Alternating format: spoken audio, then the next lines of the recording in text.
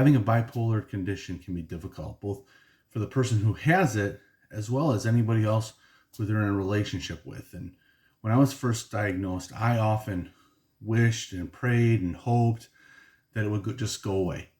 And does it? Well, that is what I talk about in this video.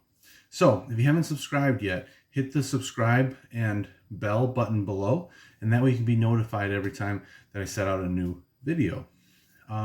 And just to let you know, I use these concepts myself because I'm an occupational therapist and I'm a certified peer specialist, successfully living with my own bipolar condition. So, does bipolar go away? The short answer is no. The good news, however, is that you can learn how to live with it and manage it and have a fulfilling life with it and do things that are meaningful.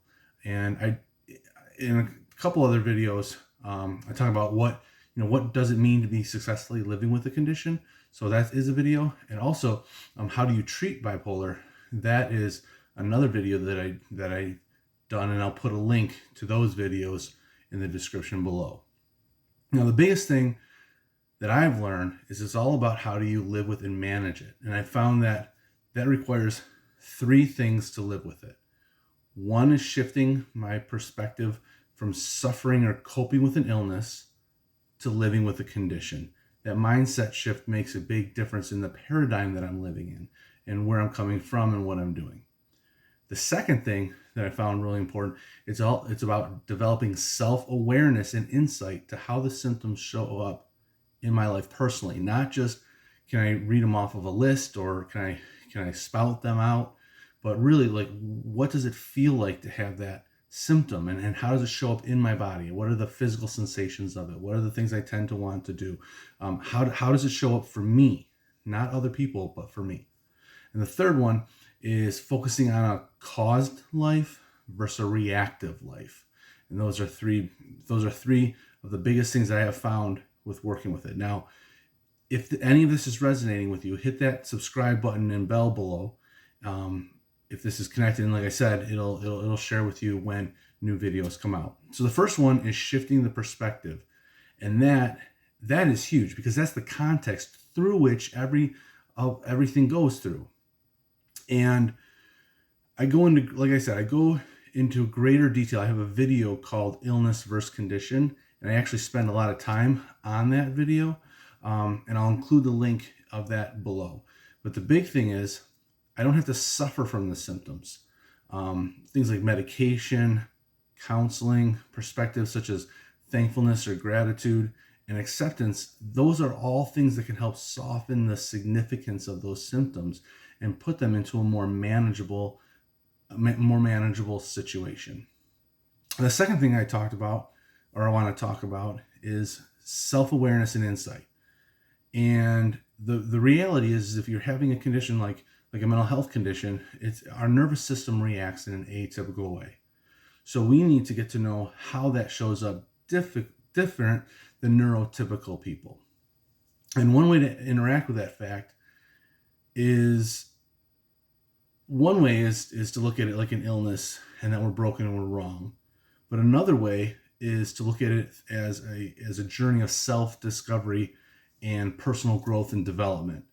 And then what we're doing is it's not that we're coping with an illness or trying to cope with symptoms, but what we're doing is we're actually doing that self-awareness, self-examination, an attitude of curiosity instead of hostility about the symptoms.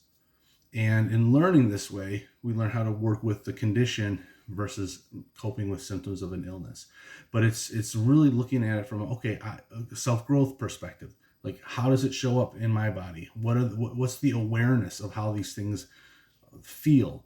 So that way, instead of being the puppeteer playing out our feelings and behaviors and actions, we're more mindful of that situation. The third thing I want to talk about is the difference between a reactive life and a caused life. Now, here's the reality. Life happens and discomfort happens. So regardless of whether or not I have a mental health condition, I am going to have times that I'm feeling comfortable or uncomfortable. That's just being a human being. And what happens is So we can't eliminate discomfort, nor can we eliminate what are the needs of the conditions are that we need to work with. So as a reactive life, that's where I'm living a lifestyle based on, I do things based on how I feel, and my feelings become the focus. The focus is I want to feel better, I feel down, and I'm trying to stop feeling uncomfortable in order to feel happy. And that can be frustrating because when you're in that depressive or anxious times, it's really hard to feel happy during those times. And then what happens is things become fleeting. They're not really sustainable, and it's really dependent on your situation. So the reactive life is I'm doing things based on how I feel, and through the and wanting to feel happier, feel better. So it's really focused, like I said, on our feelings. Now, a caused life, that's different. A caused life is where I'm going to feel good or bad. I'm going to feel comfortable or uncomfortable. But regardless of that, I'm going to do my actions based on my values and work on living into them while I'm feeling uncomfortable.